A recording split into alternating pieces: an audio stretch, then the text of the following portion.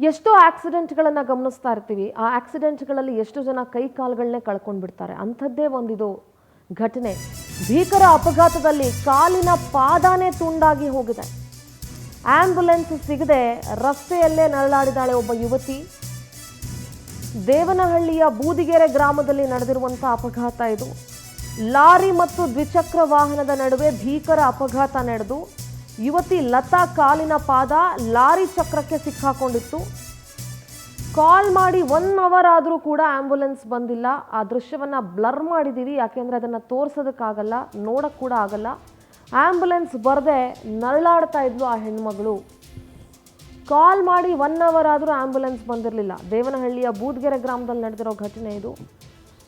Lorry ಹಾಗೆ ಬೈಕಿನ ನಡುವೆ ಅಪಘಾತ ನಡೆದಿತ್ತು. ಆಕೆಯ ಕಾಲು ಲಾರಿ ಚಕ್ರಕ್ಕೆ ಸಿಕ್ಕಾಕೊಂಡಿತ್ತು.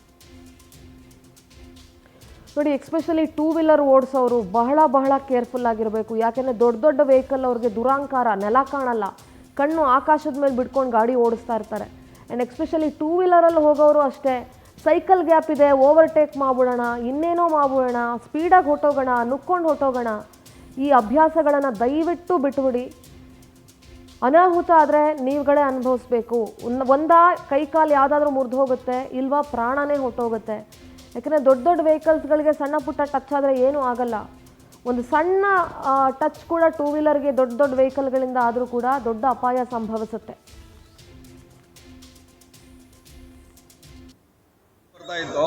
ಆ ಮಗು ಸ್ಕೂಟಿಗೆ ಬಂದು ಸ್ಕೂಟಿಗೆ ಬರೋ ಹೊತ್ತಿಗೆ ಅಲ್ಲಿ ಮುಡುಕು ತಿರುಗೋ ಹೊತ್ತಿಗೆ ಹುಡುಗಿ ಫಾಸ್ಟ್ ಲಾರಿ ಬಂದು ಹೊಡೆದಾದ್ಮೇಲೆ ಈಗ ಕೊನೆಯಾಗ ನಮ್ಮ ಬೂದಿಗೆರೆಯಲ್ಲಿ 10,000 ಜನ ಇದ್ದಾರೆ.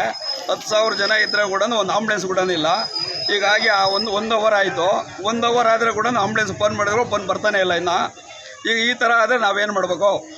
ಎಷ್ಟೊತ್ತಾಯಿತು ಆಂಬುಲೆನ್ಸ್ಗೆ ಫೋನ್ ಮಾಡಿ? ಆಂಬುಲೆನ್ಸ್ ಫೋನ್ ಮಾಡಿ ನಾವು 1 ಅವರ್ ಆಯಿತು. ನಿಮ್ಮ ಬೂದಿಗೆರೆಯಲ್ಲಿ ಆಂಬುಲೆನ್ಸ್ ಇಲ್ವಾ? ಬೂದಿಗೆರೆಯಲ್ಲಿ ಒಂದು ಆಂಬುಲೆನ್ಸ್ ಇಲ್ಲ. ನಮ್ಮ ಬೂದಿಗೆರೆ 10,000 ಜನ ಇದ್ದಾರೆ, ಒಂದು ಆಂಬುಲೆನ್ಸ್ ಇಲ್ಲ. ನಮ್ಮ ಬೂದಿಗೆರೆ 10,000 ಜನ ಇದ್ದಾರೆ. ನಮ್ಮ ಹಾಸ್ಪಿಟ್ಲಲ್ಲಿ ಒಂದು ಆಂಬುಲೆನ್ಸ್ ನಿಂತ್ಕೊಳ್ಳೋಕೆ ಒಂದು ಅವಕಾಶನೇ ಇಲ್ಲ. ಇದ್ರ ಬಗ್ಗೆ ಆರೋಗ್ಯವ್ರಿಗೆ ಕೇಳಿದ್ರೆ ಅವರು ಅದೇ ಬರ್ತಾರೆ ಅಂತಾರೆ. ಅಲ್ಲಿ ಆಂಬುಲೆನ್ಸೇ ಇಲ್ಲ. ಅಲ್ಲಿ ಯಾಕೆ ಈ ಥರ ಜವಾಬ್ದಾರಿ ಆಗ್ತದೆ ಏನದ ಗೊತ್ತೇ ಆಗ್ತಾ ಇಲ್ಲ. ಲಾರಿ ಬರ್ತಾ ಇತ್ತು, ಆ ಮಗು ಸ್ಕೂಟಿಗೆ ಬಂದು ಸ್ಕೂಟಿಗೆ ಬರೋ ಹೊತ್ತಿಗೆ ಅಲ್ಲಿ ಮುಡುಕು ತಿರುಗೋ